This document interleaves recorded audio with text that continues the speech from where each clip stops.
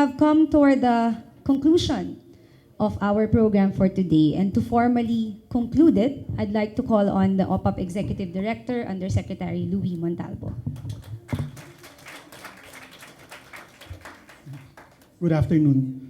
Since the portion of the magazine K&K about me had the title, It's Personal, allow me to make my closing remarks personal as well by talking about two women that have been part of my life, especially since I'm one of two men that have been allowed to have a role in this program.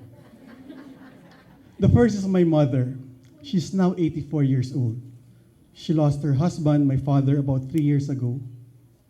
During more than 50 years as husband and wife, my mother fulfilled all the duties expected as wife and mother.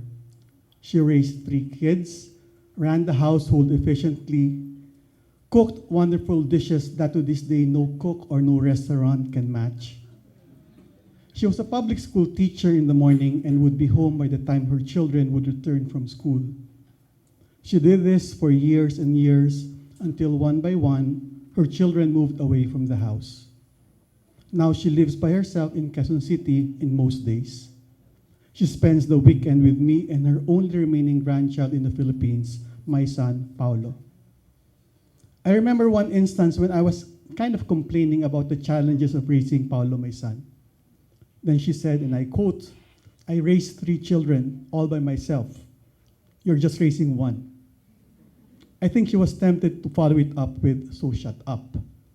Well, I did shut up, but not before a thought came to my mind, "But you're a woman." The second I want to mention, and I hope I will not embarrass her too much, is Ging Deles. I met Sec Ging during her first stint as PAP in 2003. She took me in as an organization development consultant to help OPAPP undergo organizational changes. From 2005 to 2010, we continued to do projects together while she was with Insight Gov. In 2010, when she returned to OPAPP, she invited me to be her executive director, which, as the K&K article pointed out, I refused 3 times before saying yes. I remember many instances when over the past 6 years, things would become very, very difficult for the peace process. I would talk to the other executives of OPAPP and we would complain on how difficult the work was, and it was so tempting to give up. I remember one time when I was so frustrated and I was with Sec Ging, and I wanted to express my frustrations to her. But before I could do so, she said, and I quote, "This is God's work, and in His time, He will make things happen." So I shut up. But not before a thought came to my mind, "But you're a woman of faith."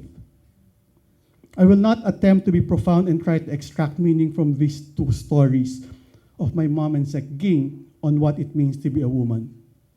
What I've learned from these 2 stories is to know when to shut up. I guess that is what I have learned about being a man.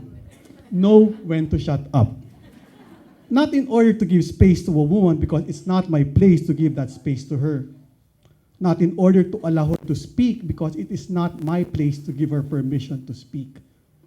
I have learned to shut up because there are truths that as a man, I am not privileged to have, and it will take a woman to show me these truths.